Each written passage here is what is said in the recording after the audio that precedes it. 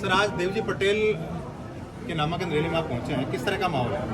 क्योंकि आप खुद देख सकते हैं कि हजारों लोग जिस उत्साह के साथ में यहाँ उपस्थित आए थे और जिस उत्साह के साथ में बोले जाने वाले हर शब्द का समर्थन लोगों ने किया है। मैं विश्वास के साथ में कह सकता हूँ कि जिस तरह से राजस्थान में प्रचंड बहुमत की सरकार बन रही है, अब की बार सांचौर में भी अप्रत्याशित परिणाम आएंगे।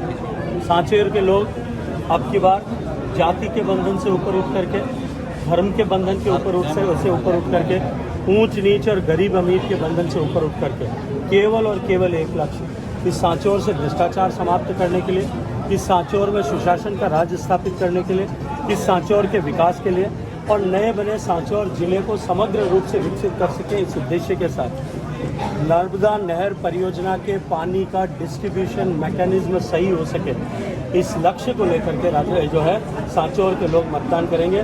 भारतीय जनता पार्टी की सरकार बनेगी और सांचौर का प्रतिनिधि निश्चित रूप से इस सांचौर की समस्याओं का समाधान करने के लिए काम करेंगे। भारतीय जनता पार्टी के दो जो दावेदारी करने वाले लोग थे, आज वो आपके सामने निर्दलीय चुनाव लड़ रहे हैं, क्या इसका आपको नुकसान होगा?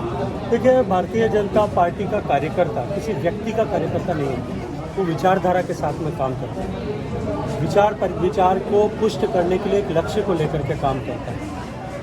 क्षणिक आवेश में आकर के कुछ लोग प्रतिक्रिया कर सकते हैं, स्वाभाविक है, लेकिन अंततः धीरे धीरे सभी लोग वापस घर लौटते हैं। आपने देखा होगा पहले दिन जो परिस्थिति थी उससे लेकर के आज जब चुनाव में 15 दिन शेष हैं तो परिस्थितियां बदल गई और आने वाले 15 दिन में परिस्थितियां पूर्णतः बदलेंगी।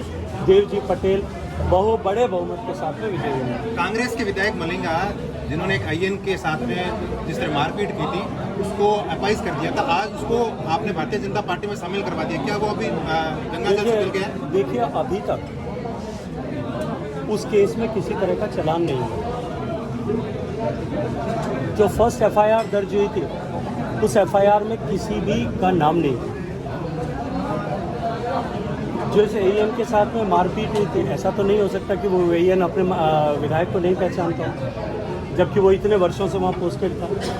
12 घंटे बाद में चीफ मिनिस्टर ऑफिस के इंटरवेंशन के बाद दिन में 1:10 की घटना पे रात में 1:20 पर विधायक का नाम दबाव बनाने के लिए एफआईआर में लिखा जाता है। बाद में उस पर दबाव बनाए रखने के लिए, उसको रोक कर रखने के लिए उस एफआईआर की जांच को रोका हुआ रखा जाता है। जब तक किसी व्यक्ति के खिलाफ में चालान पेश नहीं हुआ तब तक आप उसे अभियुक्त किस तरह से मान सकते हैं?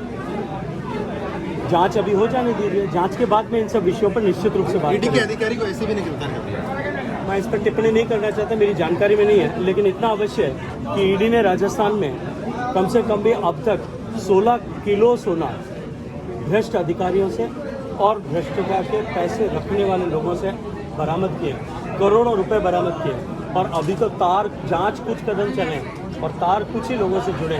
पूरी जांच जिस दिन होगी, पेपर माफिया का सरगना की गिरफ्तारी के बाद में अंत तक जब जांच पहुंचेगी तो कई लोगों की गिरफ्तारी।